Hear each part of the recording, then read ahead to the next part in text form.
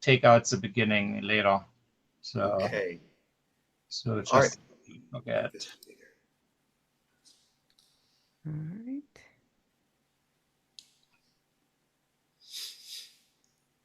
Couple people trickling in. Mm-hmm. Yeah, just let me know when you want me to start. I do have a lot of questions for people, so hopefully I can have people Yeah, we answer get. people's Yeah, questions. usually people respond in the chat, and then at the end for questions we usually use the Q&A function. Okay. But during the talk, yeah, if you have questions for the audience, you can just answer in the chat. Okay.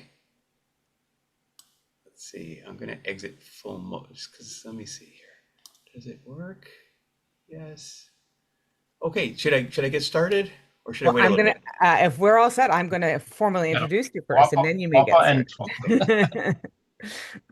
But I think, yeah, I think we're all set. So it's my pleasure today to introduce Dr. Kashef Majid, who's a professor of marketing in UMW's College of Business.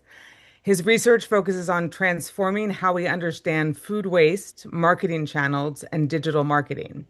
He's been awarded over $430,000 in VEDQ grants to lead food waste reduction initiatives. And his Marketing 427 class, Alleviating Food Waste, which is part of our food studies minor, is one of his favorite courses to teach. In that course, he and the students study how supply chain inefficiencies, consumer misperceptions, and poor marketing practices contribute to waste and what can be done about it. Students partner with local organizations like the Fredericksburg Food Bank and the Food Co-op to conduct audits and design communication strategies. They also explore how food waste intersects with environmental sustainability, food insecurity, and public policy. It's a class where students see how marketing can drive social good. And with that, Kashef, you have the floor. All right. Thank you, Brooke. Wow, that's great. I have guest speakers in my classes and I don't do a good job with the introductions after that. Now everything I do will just look like garbage. So I gotta up my introduction game to match what you were able to do. Well, thank you. Thank you, Marcel. Thank you, Brooke. Thank you, everyone, for attending today. I'm hoping that we'll learn something today about food waste. I love talking about it. I don't love doing it, but I love talking about it because it's a really big topic, and it contributes to some of the stupidest problems that we have because we have so much food insecurity, and yet we have so much waste, and it impacts so many people and so many things, including the environment, that it's really an undersold topic. And so I really do enjoy the opportunity to talk about it.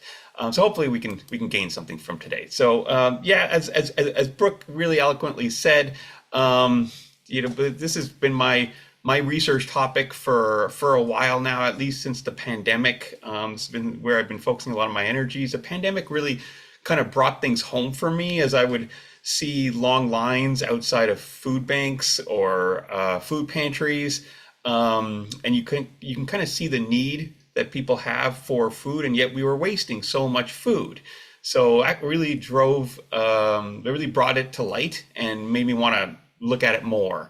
And hopefully you'll gain something from this. Okay, all right. Well, and then I'm in my 14th year teaching at UMW, and this is actually me in my class.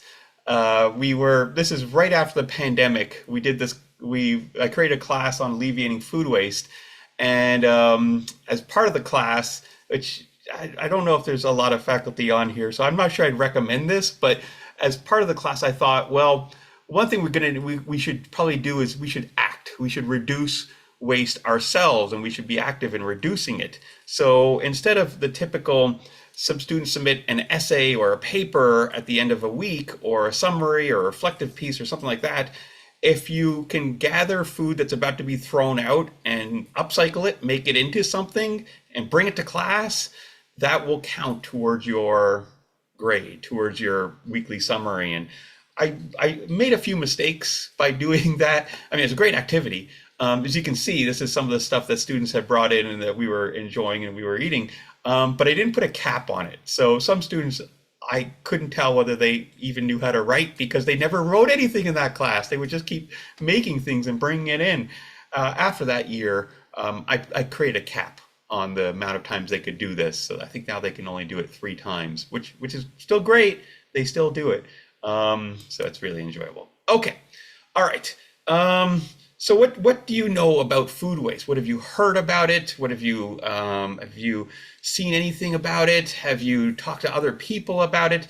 How much is wasted, if you had to guess? So if you had to guess how much food is wasted around the world annually, according to the UN Development Program, or sorry, UN Environmental Program, how much would you guess? And you can put that in the chat. And I think Professor DeLauro said that the chat should be active, and so you're able to put that in. So if you want to go ahead and just give an estimate around the world, how much would you guess is wasted? So this is what I'm talking about, is perfectly edible food that is never consumed, that is never actually consumed by people, but it's perfectly edible to be consumed. So I'm not talking about things that have gone bad. I'm not talking about food that was, say, not harvested. I'm talking about like food that was completely edible but had just never been consumed for a number of reasons, which we're going to talk about throughout the next 45 minutes.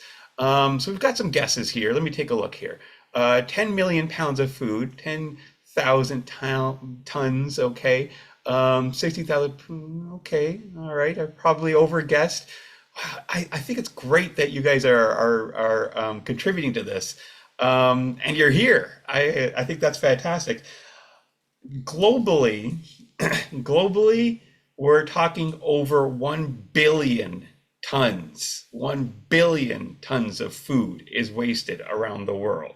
1 billion tons of food. So if you think about it, our population is about 9 billion people. So that means that we're wasting approximately 10% of our world's population, the amount of food.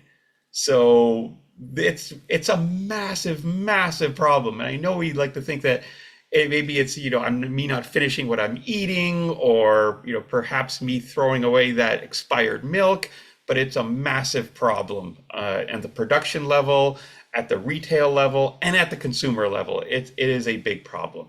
Okay, well, let's see now. What about how much do you think is wasted on a campus like UMW each month during the school year? And for this one, what we did is students in my class, what they would do is they go to the UC at different times. For those of you that aren't aware, we have a main dining hall on campus. We have smaller little restaurants on campus as well, but we have a main dining hall which has a number of different stations where most people that are dining on campus would go. And so what the students would do is they would go to the UC and at different parts of the week, and they'd measure how much waste there was. They literally would take buckets and then scrape off like things like bones and food scraps that couldn't be consumed, like corn on the cob. The cob couldn't be consumed. That could be composted, but it couldn't be consumed. And then they'd weigh it, and they'd see how much waste there was. And then we'd aggregate that and extrapolate that to how much was wasted per day, per week, and per month. So if you had to guess how much UMW wastes, how much would it be? How much would UMW waste per month? Was it per month that I said? I think I said per month. Per month, yeah, during the school year.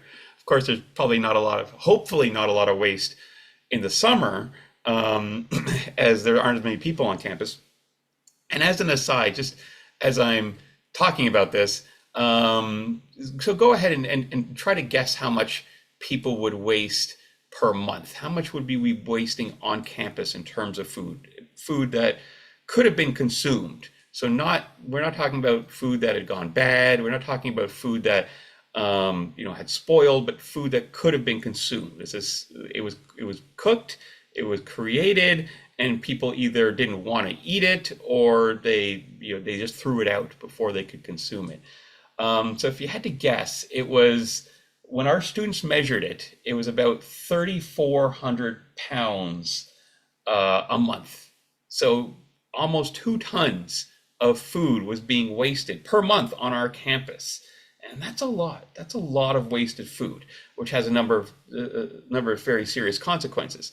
As an aside, we are hopefully starting a campus-wide composting program this fall. This fall, for the first time in our history, we will have large-scale composting, so that two tons or almost 2 tons of food will no longer just be sent to a landfill. Hopefully, it'll be repurposed into usable compost for the area. So fingers crossed, we're working hard to get that started. It's been an interesting summer.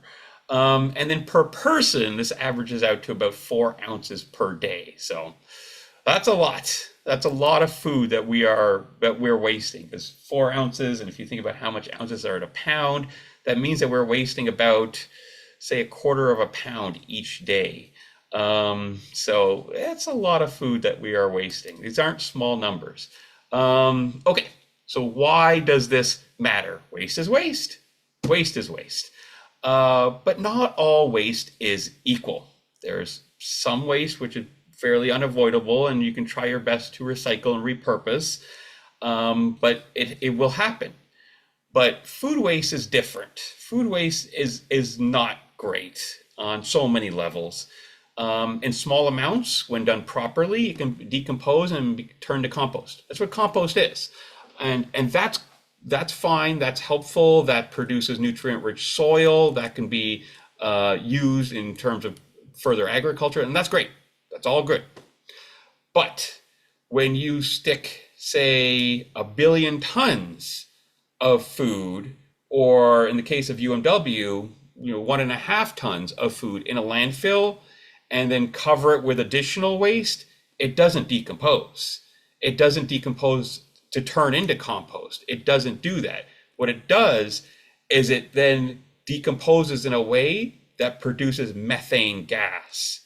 And methane gas is a lot more potent at trapping heat. So if we're experiencing some heat now, methane gas is a lot more potent than carbon dioxide. Carbon dioxide is what our vehicles produce, what cars and boats and planes produce. And that's bad. And we talk about that. And we talk about reducing carbon dioxide emissions. But methane is 20 times more potent than carbon dioxide. What I waste in terms of food, or what the average person wastes in terms of food, would be the equivalent of, say, driving a gas-powered vehicle like 30 miles a day. That's the equivalent of what we're wasting in food and the impact that that's having on the environment. So it's pretty bad in terms of the environmental impact of food waste. It's creating methane, which is a very potent greenhouse gas. Okay, now maybe you're thinking, oh, okay, the environment, I've heard about that, and it'll all sort itself out, and that's fine. That is a way of thinking. But if you're just not environmental, there's also the cost argument. It raises our costs. I don't know if anybody's noticed, but grocery prices have not been going down. Groceries are getting more expensive. They are becoming very, very expensive. And the bundle of goods that we were able to buy, say, this year is less than what we could buy, say, 3 years ago, 5 years ago, and 10 years ago at a rate that does not keep up with a normal rate of inflation. So it's increasing all of our costs, because what happens is that grocery stores, like the one that you see in the picture here, they all purchase the food from the wholesalers, from the suppliers, from the distributors, from the growers. They purchase it, and if they can't sell it, then they have to absorb the cost.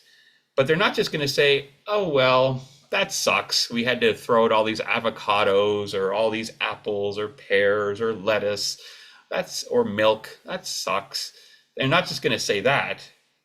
What they're going to do is they're going to then say, okay, well, now we need to increase the price of other things. We'd increase prices on, say, our breads or our cereals, or perhaps our other vegetables, to compensate for the losses that we incurred when we weren't able to sell those products.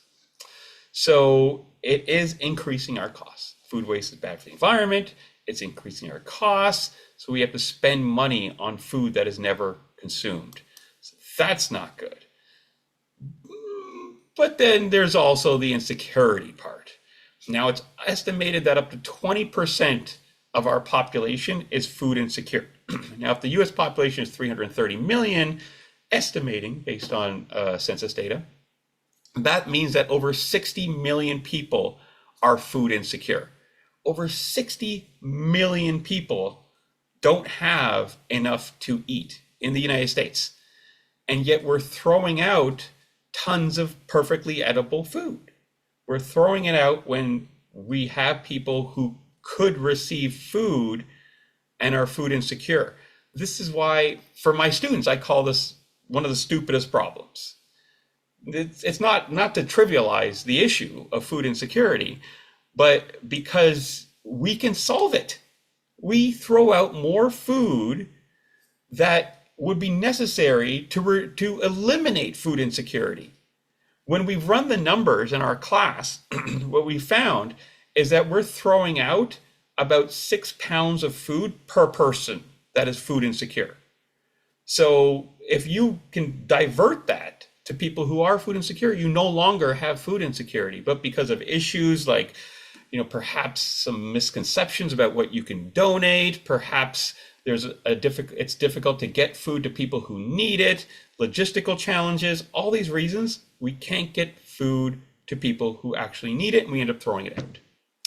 So it's a solvable problem, which is one of the reasons why I really like talking about this at school, because those of you who have worked with students, you will see that a lot of them have that positivity and that drive to solve problems. And this is a problem that is solvable. And so I'd like to direct, I feel like with the class, I can direct their energies towards this problem, which I think could be solved. It could be, it's possible. The solution is out there. It's just a matter of the will and figuring out the angles of how it's going to be done. Because food insecurity is a solvable problem. It's not something that's incurable. So why is food wasted? Well, I'll do a bit of a dichotomy here. In developed nations, up to 95% of it happens before it gets to the point of sale. Here's where it happens with improper farming techniques, improper distribution, lack of storage, transportation issues, lack of, there's issues at home in terms of storage. So food spoils quicker and doesn't get to those who would consume it. But in industrialized nations like the United States, over half of all food waste occurs entirely downstream at the hands of consumers like you and me and Professor DeLauro and all of us. A lot of it happens in that way. We throw out the food, or at the retail level, or at the distribution level. So we're a big part of the problem. And it's not just because we don't like the food that we eat. There are certain things we all do. You do, I do, a lot of people do, which we may not realize is driving this loss of food, is causing food waste. Let me talk a little bit about that and what we're doing. I'll focus on the industrialized part. To get into the developing nation side is more about talking about the supply chains and retail concentration. So I'm going to focus more on the consumer side. I gave Marcel an article that I thought would be very useful for this discussion. It's called the Squander Sequence, but it focuses more on the consumer behavior side. And so I thought this would probably be most interesting to people, is how our consumer behaviors or our psychology acts to create this situation of food waste. So there will be 4 stages that I'm going to go through. Nobody's going to get tested on this, at least not that I know of. Anyone's going to get tested on this. There's a pre-acquisition, acquisition, consumption, disposition. I'm going to go into each of these and see if this relates to you. See if you can see yourself saying, oh yeah, I do that. I've seen people do that. You mean I'm not supposed to do that? See if any of those questions come up as I go through any of these stages.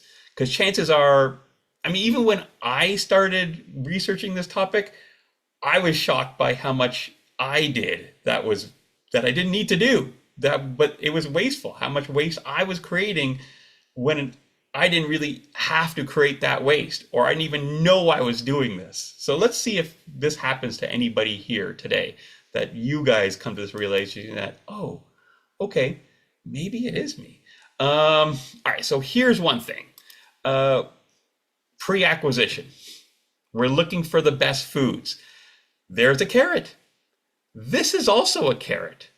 The image on your left, the image on your right are both carrots. But I'm going to guess that most of you don't want the image on your left. Most of you want the image on your right. It looks like a good carrot. It looks like a great carrot. It looks like the kind of carrot that you would take to prom. That is a great carrot. The one on the left, not so good. Something bad has happened to it. It's gone through some difficult times. But they're both fine.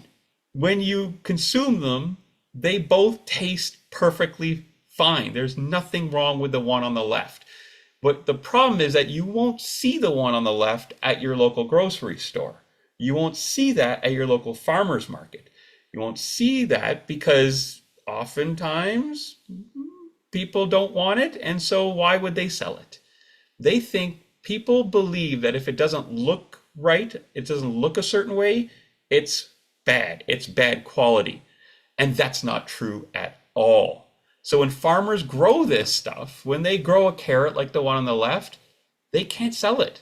And it will literally just stay on the ground and never be harvested. It will rot simply because of its appearance, when there's actually nothing wrong with the quality of the product. Interestingly enough, there's a restaurant in Fredericksburg, and it's a great restaurant. I won't give its name, but it's a great restaurant, and it uses food that looks like the product on the left. And people talk about how great a restaurant it is and the food's great, but they don't tell people that they're using food that looks like the one on the left. Because if they did, people will think there's something wrong with their food, like their food is inferior. So they don't say it, but by all accounts, no one has complained and no one has said that the food is not very good, because they don't know that they're actually using carrots like the one on the left. So how we perceive things means that we are partial to certain products and we will not choose certain products. So when a retailer won't stock a certain product, won't stock certain carrots, won't stock certain fruits or vegetables because of the way they look, that means that it will never get sold. That means the farmer can never sell it to distributors. That means it just rots. So there's the first part. How things look can impact. There we go. Okay. Do they get? Oh, so yeah. Josh has asked, do they get canned or put in other products? That would be ideal. But what's interestingly enough, and that's a great question that Josh asked. When it gets to a stage where products are canned, then sellers don't get as much money for it. They get their greatest margins are when they can sell the product directly without manipulation. So one, if they can sell it at a farmer's market, that's fantastic. But if they can sell it directly to a grocery store or distributor who will sell it as is, then they get the highest margins on those products. But if the product's being used as a component in another product, so if it's being cut up and canned, or if it's being used as a component as an ingredient in another product, they usually buy those on surplus and they get the lowest margins on those. So they're the least profitable for them. So that's if they can even sell it to a large scale purchaser when it looks like the one on the left. So yeah, when you go to the grocery store and you see things that don't look like they should, doesn't mean anything's wrong with it. But until we get away from this aesthetic of my products need to look perfect, my vegetables, my fruits, they need to look perfect, retailers aren't going to buy them, they're not going to get sold, and they're going to just be wasted. It will never be resold. So there's a problem. You may think, well, why don't they just donate them? And that would be a great thing. Why don't they just donate these products? Well, because farming is a business as well, and it's expensive to transport products like these to a large scale distribution center on their own dime. So as anybody who's worked with food banks knows, transportation is expensive, and so to pick up all this stuff is very, very difficult for them. So oftentimes it's just not financially viable for them to donate. But okay, there's one problem. There's one element that's causing the waste that we experience in the market. Now let's talk about some others at the acquisition stage. So this is where we are. So before we were talking about the pre-acquisition, where we won't buy it if it doesn't look good. But now we're at the grocery store. We're at the grocery store, which we do every now and then, and we look at what we want to buy, and we see something like, wow, signature grind, half off, $4 with a limit of $5. These are things that retailers do to get people to buy more than they need, and hence not consume them all.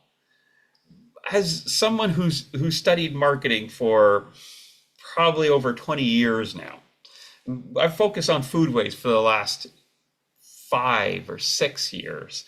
But I've been studying marketing a lot longer than that. And there are lots of things that retailers do to try to get people to buy more stuff. In fact, every part of a grocery store is carefully planned to get you to buy more stuff. There's a reason why the milk is at the back of the store, and that's one of those products, those staple products that people consume. There's a reason why those candy bars are at the front of the store. There's a reason why Coca-Cola is eye level. So everything's very deliberate in grocery stores. And so when they do these things like half off, limit of 5, or limit of 4, it makes us think that we're getting a deal, that we need to buy this. Limit of 5. Why would they put a limit of 5? Is it in that much demand? Maybe I should buy 5. It could, because it's such a good deal. Maybe I won't have an opportunity later because people will have already bought them out. It doesn't happen, but it makes people think that it will happen. So we will buy more stuff.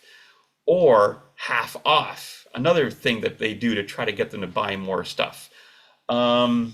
We are bad planners. As people, we are bad planners, especially if you go shopping when you're hungry. Don't go shopping when you're hungry. I strongly recommend that you eat, then go shop. Because if you go shopping when you're hungry, you're going to buy more impulse items. It's a reason why they often put bakery items or ready cooked food at the front, so that maybe on your way out and you're tired, you just want to grab something quickly. Also, that when you go in, you can smell it, and that'll make you hungry and get you to buy more stuff.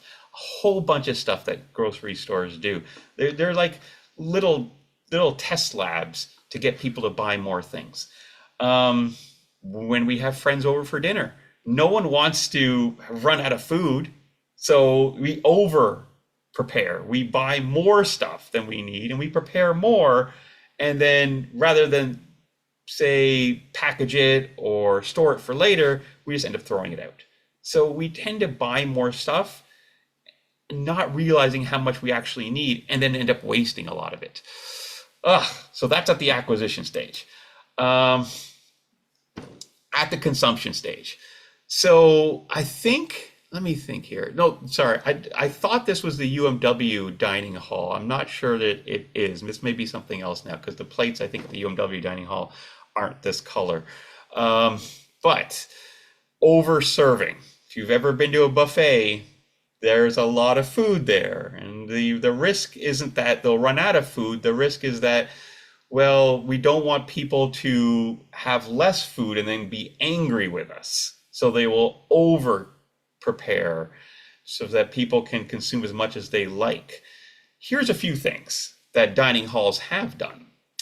And I'll use UMW as an example, but this is consistent across the country in dining halls that have buffet style dining, is that they remove trays.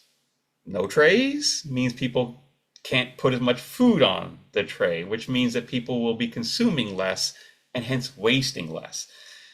It was referred to as a health issue, but it did have the effect of reducing waste by reducing consumption, because now you physically have to go to get more than 2 plates. You can no longer fit 2.5 or 3 plates on a tray and carry that back and only pick at a few things that you want. You now can only have 2 plates, unless you're very, very ambidextrous and can carry more than 2. But most people aren't. Also, you're no longer allowed to just serve yourself in a lot of stations. There are people there that will give you certain portions, and they're trained as to the portion sizes that they should be giving you, so that you get a little bit less. If you like it, go get some more. If you don't like it, well, then there you've wasted less. So this is where we're manipulating things to try to get consumption down a little bit, to try to get waste down a little bit.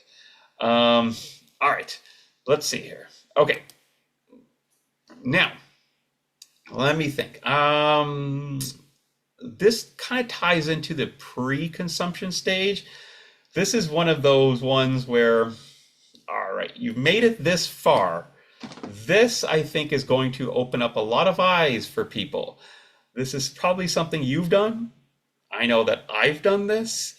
Even in my household, I have to convince people in my house about how this can lead to waste. And I get a lot of looks. This is one of those things where next time you guys are at a dinner party, tell people this. Spread the word. Let people know what I'm about to show you right now. Now, just quickly in the chat, which one do you think is more important, like that you don't want to violate? Is it a sell by or is it a best if used by? Which one do you think is like the critical one? Is it sell by or is it best if used by? Tell me which one you think. Okay, all right, which one do you guys think it is? I see sell by, I see used by, best. Okay, all right. Used by, all right. Okay, best if used. Sell by, all right. Okay, getting a good mix here. Neither, okay. All right, getting a good mix here. Nobody said both. They're equally important. I'm getting a good mix though. So, okay, good. Let's see, the sell buys were clearly winning early, but I think used by is maybe making a late run here. Okay, all right. So I'm gonna call this a toss up, and for good reason, because they're both useless. They are honestly both meaningless. They don't mean anything. They really convey very, very little. They have nothing to actually tie into any health or safety or anything like that.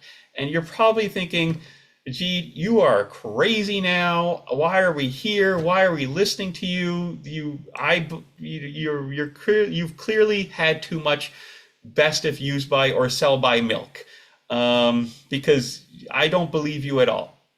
Fair enough. Don't believe me, but maybe believe someone you heard on YouTube. Because, I mean, if you can't believe me, at least believe. All right. Oh, sorry. Let me bring that up again.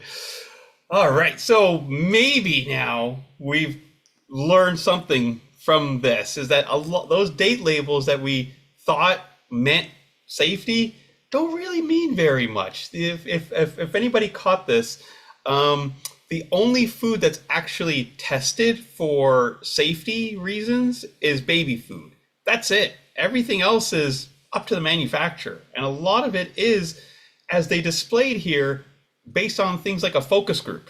When people think it doesn't taste as good as the one that was a week before or 2 weeks before. And hence the label gets put on, and then people throw it out thinking, well, they can't consume it past that label. So a lot of these dates don't really have any meaning. The more important thing is how food is stored and how it's transported and distributed and handled. But yet we hold these date labels in such high regard. And I've been trying to tell my own family and my own friends, and maybe Marcel and Brooke, maybe now they'll also believe me as well, that these really don't mean very much. They were initially intended just as a message to retailers that, hey, we think you guys should sell by this date because we're going to have a new shipment coming in at this time. So that they put a date label on their packaging for the retailer to know when to sell their goods. But it was never intended for as an indicator of quality on the part of consumers. But then consumers start to pick up on this and think, oh, well, I want a product that has a later date label. And then it started to become equated with quality when it really had nothing to do with it. And the retailers and producers thought, oh, maybe this isn't a bad thing, because now if people throw out their stuff, they'll buy new stuff. So let's keep this thing going. And it's since been perpetuated. There's so many labels now. There's over 30 different kinds of labels. Everything from sell by, use by, best by, fresh by. I mean, you guys can go to your local grocery store and find a dozen different types of labels, which have no meaning. They really, really don't indicate the actual level of quality, as Adam was so clearly able to demonstrate here. So yeah, it frustrates me. Hopefully now you've maybe started to tweak your idea of what a date label means. And if you did, tell others as well, because we are throwing out a lot of food that is perfectly edible, even though just because we think it's not good, because it has an arbitrary date on it, which is just meant for the retailer. All right, and so the last thing I think I wanted to talk about was disposition. So this is where I think I'm going to spend some time discussing what to do. How are we going to alleviate this? How are we going to reduce waste? And one of the things is by composting. We do have local composting services in the city of Fredericksburg. We didn't always have this, but we do now. Over the last year, there's been a large-scale producer or a large-scale service provider of compost. So that exists now. Now composting is great. It is fantastic. It's what we should do with food that would otherwise go into landfills, but it is a last resort. We should try to reduce our consumption. We should try to repurpose food. We should try to store things longer than they should, than we have been. But if we can't do that, composting is great. It should be a last resort, but it does divert from landfills, which is extremely important. So the disposition, composting. Okay. Bigger than that though, consumption should be reduced. So the things that we talked about, the things that happen in grocery stores, the best by dates, the aesthetic appearance of food, which has no indicator of quality of food. If anybody has time, there's a documentary online called Just Eat It. It was done by two filmmakers out in Vancouver. And what they did was they decided that they're only going to eat food that would otherwise have been wasted, that they received for free, and not purchase anything. And they're going to do that for, I think it was 6 months or 3 months. Now, I don't know if anybody wants to try that. So they wouldn't buy anything. They would just get whatever was about to be thrown out. So they'd go dumpster diving. They had friends and family that were moving and that had to throw out their food that were going to throw out their food because they were working in Vancouver and they were filmmakers. They had access to movie sets or television studios. And so there's often a lot of catering that would happen there, and that would often be discarded at the end of the day. So they go out and get all this stuff. And they actually gained weight. They actually ate more than they usually eat because they had an abundance of food, which they never had to pay for because it was all about to go bad. So it is possible that we can reduce our consumption and be fine. Aesthetic standards don't mean anything. Food can be donated. You cannot, this is a consistent myth that if you donate food and someone gets sick, that you will get sued as a result. Now you may be thinking that. My students in the Alleviating Food Waste class contacted retailers and asked them if they donate to the food bank. And some people said, yes, we donate as much as we can. And so they asked, well, food that you can't donate, why can't you donate? And that was one of the biggest reasons that the retailers would give, that local restaurants would give, that local suppliers would give, is that, well, we don't want to get sued. It's a liability issue. It's a liability issue that we'll get sued if we donate. It's not a liability issue. It's a myth, just like date labels are a myth. The 1996 Bill Emerson Good Samaritan Act protects those who donate in good faith to registered charities. So you cannot get sued. I say that without any cases to back it up because no one has ever been sued. It's a myth that's never happened and yet is consistently perpetuated with this belief that people are going to get sued when no one's ever been sued. And if they do, they are protected by a 1996 federal law. So that's not real. But it has prevented charities from receiving as a result, just like date labels have prevented us from consuming food that's perfectly edible. You see why you see why I like talking about this? Because I feel like I could really spread a message that that maybe shakes a little bit of some misconceptions that we have. Okay, all right. I said I would go about 45 minutes. I'm a little bit over. Let me see here. So I guess if I can close before any questions, just thank you and please spread the word. I created a picture. This is a picture of a student in one of my classes. And with every semester, if anybody here is a member of the Fredericksburg Food Co-op, you may have seen some of my students, what they do every year that I do this class, or every semester I do this class, is that they go to the co-op, they upcycle something. So they take something that would otherwise have been thrown out, often because of the date label, and they'll upcycle it. So in this case, the student here, I think she made banana bread, and she used ingredients that would otherwise have been thrown out. And then she's providing the samples of the banana bread, and then she's providing resources on the myths of date labels to try to spread that word so that people don't put as much credence in date labels as they regularly do. So here's an example of that. So if I could just ask that favor of people doing the same thing and spreading that word, we can save a lot of food from going to waste. Okay, all right. So if that's, I think that was it. So I can open it up to any questions that people may have. Brooke, is that all right? That's perfect. Yeah. And just remember to type those questions in the Q&A section. Okay.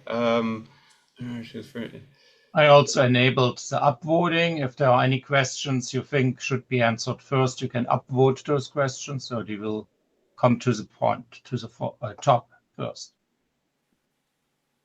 I was reading Karen's comment. You and I both have had this argument that, I mean, it's an uphill battle because you're trying to change people's beliefs, and they're like, okay, I can see it. But then would they try milk that was 2 days past its sell-by date? That's where it really comes down to their own beliefs and whether they're willing to challenge their own beliefs. And yeah, and interestingly enough, one of the strategies that retailers are hesitant to do is to discount goods that are approaching the date label because, again, they think it's a liability issue when it's not a liability issue. So yeah, hopefully you were able to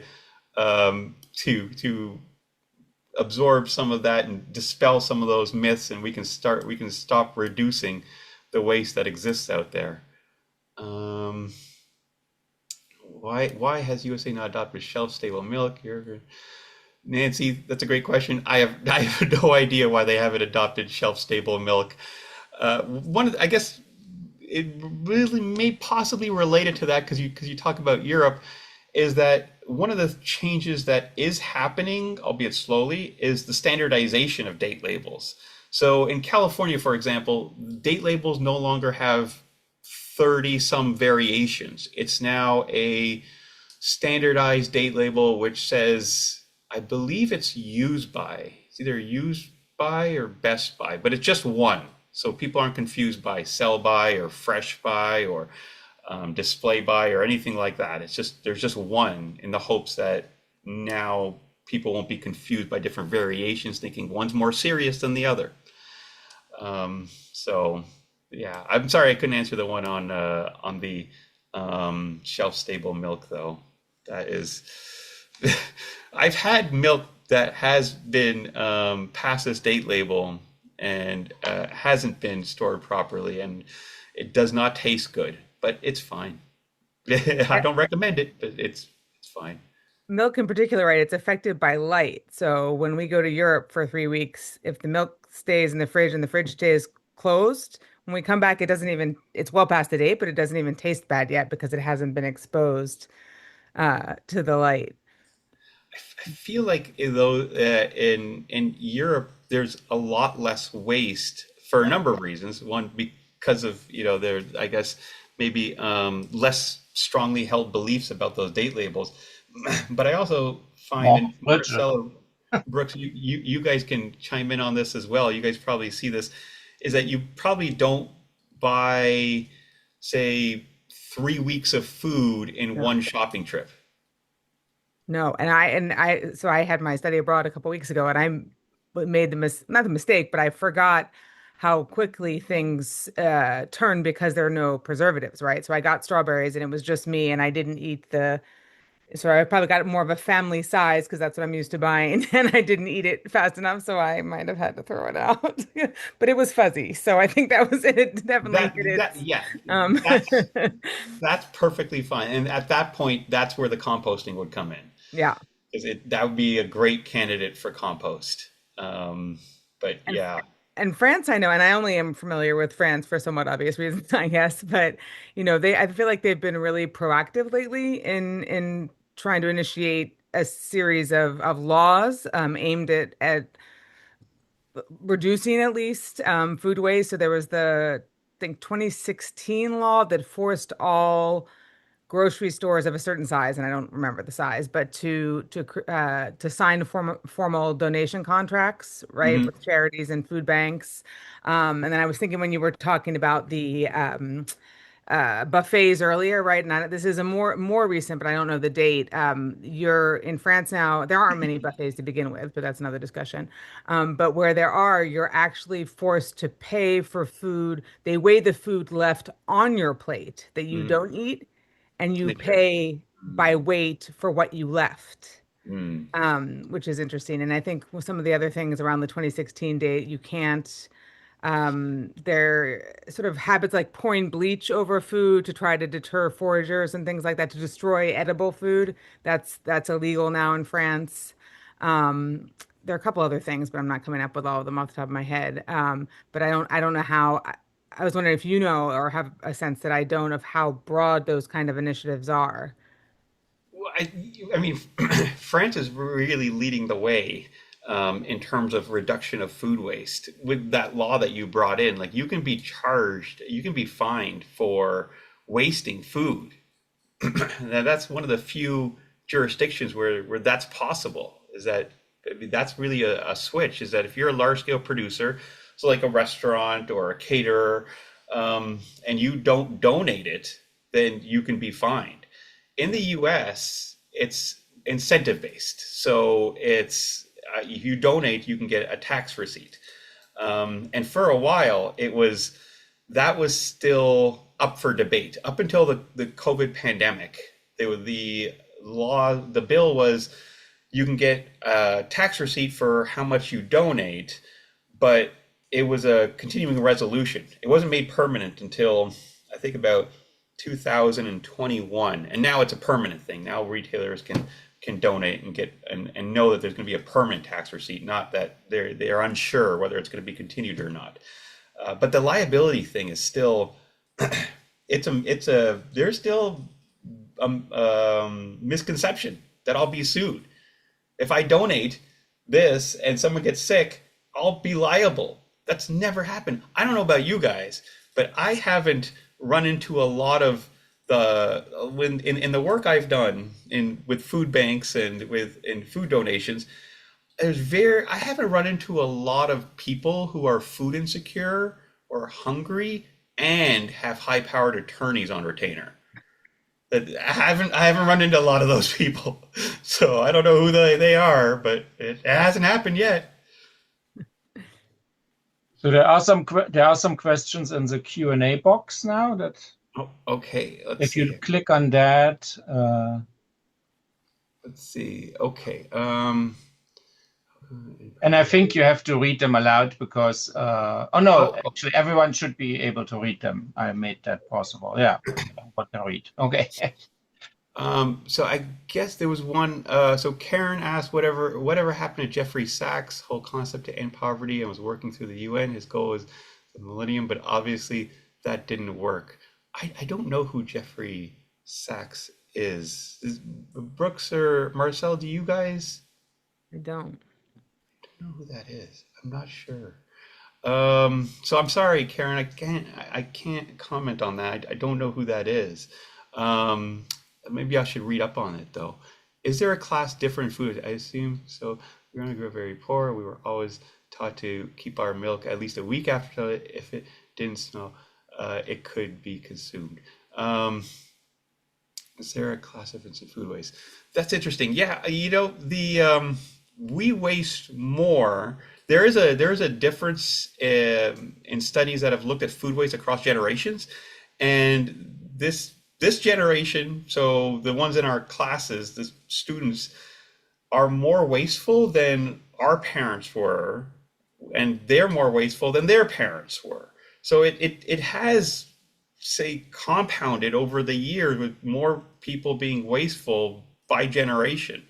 So yeah, that it was less likely to waste, say, 50 years ago than we are now. I think part of that also is the fact that there's food in general has taken up less of our income. It's still expensive, but it's less a higher proportion of our income than it used to be. So maybe we were less wasteful as a result of that.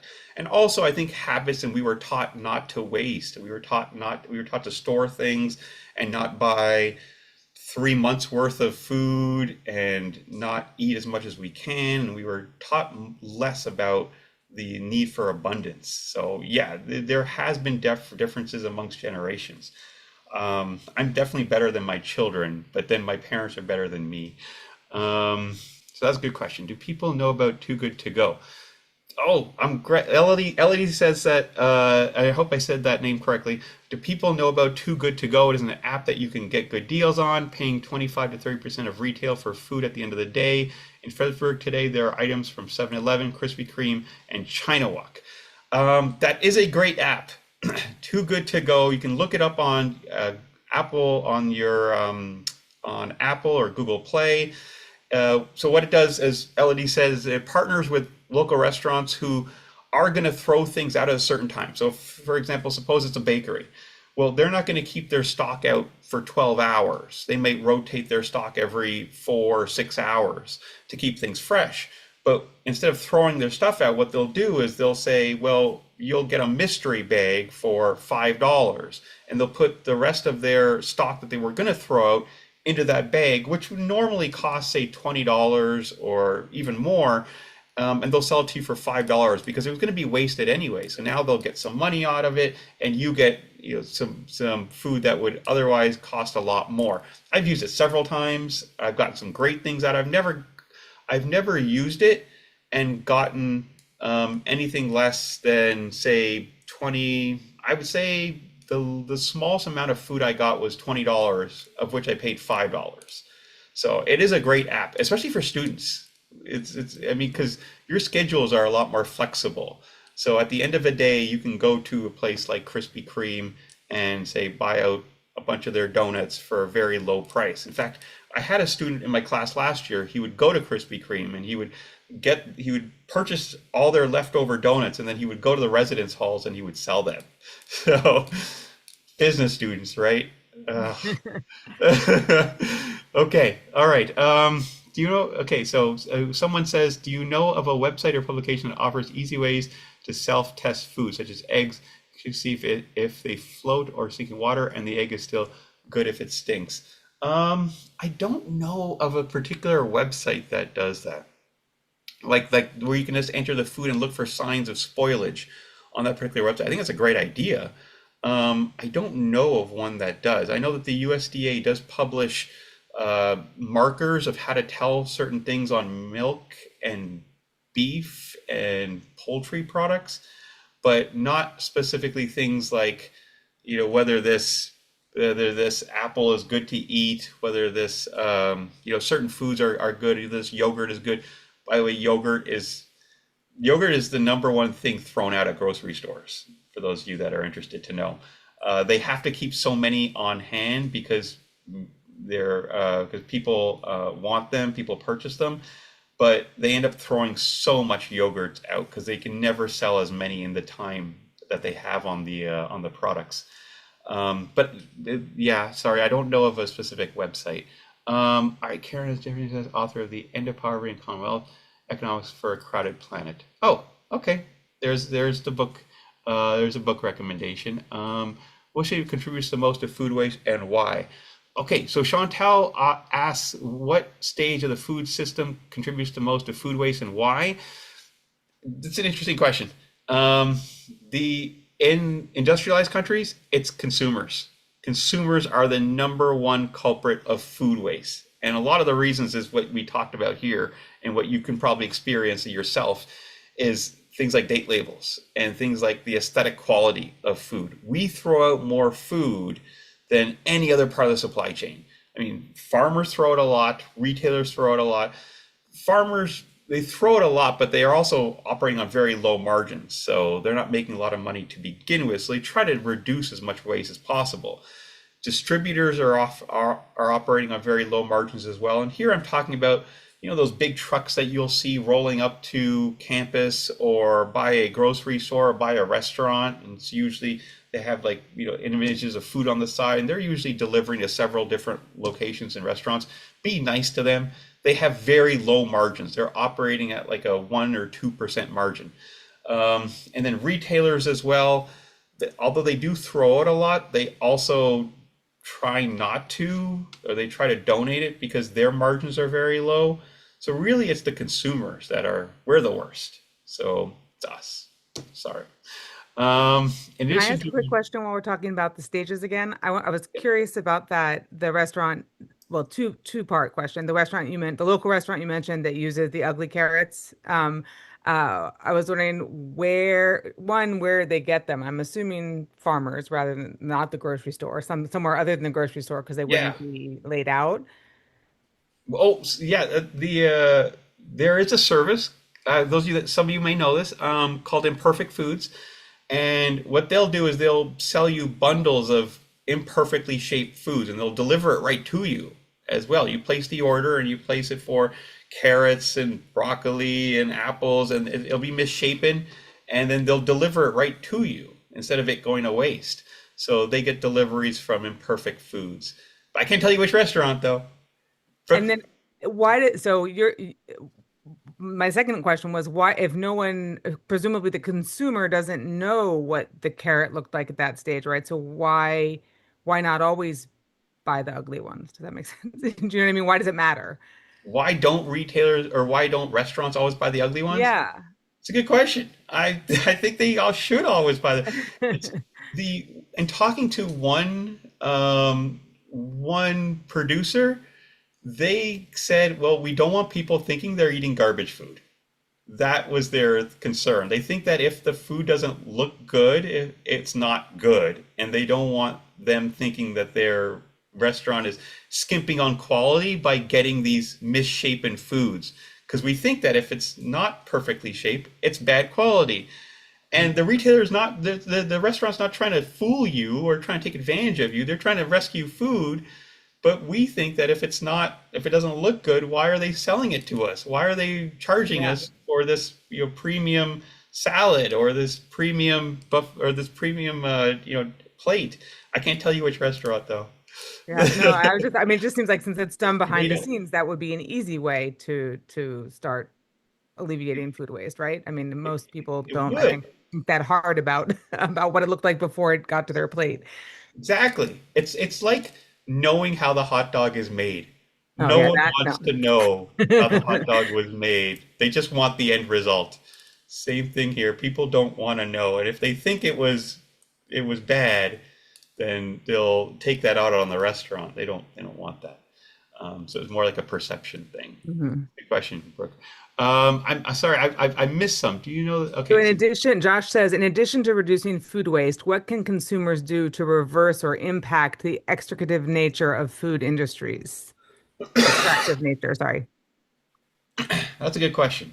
Um, I haven't really, to be honest, I haven't really thought too much about this beyond waste because I think waste is the big thing. I think that's the biggest problem, and if we can get past that problem, then I think the other ones can be tackled. So I haven't really thought too much about what else they can do. The part of it is, I'm in the business school, and I know about how much big industry there is in farming and in agriculture and in food production, and there's so much that goes into squeezing things from farmers. My recommendation is, if as much as you can, support local, support producers that are local, support the small mom and pop operators. And I know it's more expensive. You're not going to get the same bundle of goods by going to your local farmers market for the same price as you would if you went to an Aldi or a Walmart. And I know that, and times are tough. But those farmers are getting squeezed. Like, they are very low margins. And even sellers that try to do the right thing, like the Fredericksburg Food Co-op, their margins are very, very low. They don't have a lot of room to make mistakes. They're operating at like a 1 or 2%. And that's very little error that you have. So try to support those who do good. Like Brooke said there, if why doesn't the restaurant let people know? Well, if there are consumers who don't care what the food looked like, let your restaurant know that, hey man, I'm okay if you guys use imperfect stuff, or I'll support that local farmer. I'll buy his bundle of goods or her bundle of goods. I'll buy that, and so that they don't have to be a slave to large scale buyers and whatever they want. So I know that's a bit naive, but at least that's what I think you could do. All right, let's see here. On Tuesday, we learned that in Oman, food that isn't consumed is outside for animals to eat. Oh, that's great. I tossed my password and use these. Okay, sorry, I wasn't reading this out loud. I was trying to read it quickly. But I believe, if I can summarize, it's that you learn that food that isn't consumed is then fed to animals. That's fantastic. If anybody's been to Vegas, I don't know if anybody's been to Vegas. Look, Brooke, you look. Yep. Wow, look how excited you look when I said Vegas. Um, the For a long time, I mean, if you've been to Vegas, you know that Vegas operates buffets. The casinos operate buffet style dining regularly, so that's a lot of waste that is created. And up until about 5 years ago, that would then get taken away and sent to a large industrial farm where it would be used as feed for animals. So a lot of that food, Vegas is actually fairly sustainable for, well, I mean, environmentally sustainable, or as much as it tries to be for a city that has so many bad offerings. But that food would get sent to farms outside the city for agriculture feed. So that is a good usage of it. All right, let's see here. Daniel says, what would you say are the biggest misconceptions around food waste? Oh, around food waste, one, it's not as big a problem as people think it is. It's not as big as, say, pollution in the air, or in our natural resources like water, or environmental degradation. But it is a huge problem because it contributes to so many other problems, like the environmental side. I didn't have a lot of time today, but I didn't even get into the water that is wasted as a result of food waste. There are places such as places in Arizona and California and Colorado and Utah, and they rely primarily on the Colorado River. And the Colorado River has seen the lowest levels in the last 5 years than it has seen ever in its history. It isn't getting higher, and water is necessary. I mean, a lot of those places were not built for large scale farming, and there's farming that happens. So when we use that water from the Colorado River for farming, and we don't eat that food, that's wasted on that level. That's wasted at the consumption level. That's wasted on the resource level. So food waste is a huge problem. It touches the environmental part, the economic part. It raises all of our costs. It raises our prices. It contributes to food insecurity because people are food insecure oftentimes because food's expensive and they don't have the income to support the food that they need. So it's a problem that impacts so many different areas. I don't know if I can pick off one area, but we can all do our part by dispelling the myths of food labels or date labels, sorry, and by accepting that food doesn't have to be perfect in order to be consumed. Is there any other? I don't think so. Okay, all right. I guess all right. Anybody else has anything else they want to ask or send me about?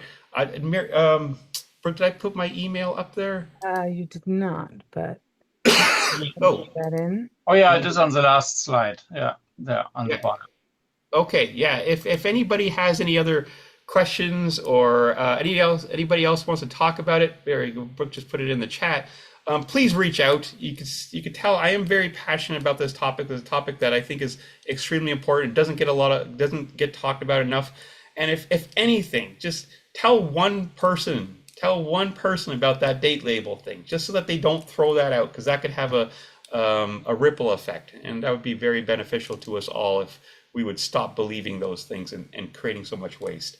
Yeah. Thank you, Marcel and Brooke. Okay.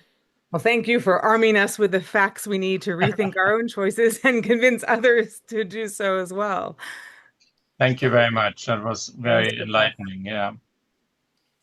All right. Well, thank you, everybody. And best of luck in the course. Thank you, Marcel and Brooke, for having a course and allowing me to speak today. Thank Thanks you. for doing it for us. All right, and I will meet the students shortly after this in our other chat room. Bye bye. Everybody. Bye.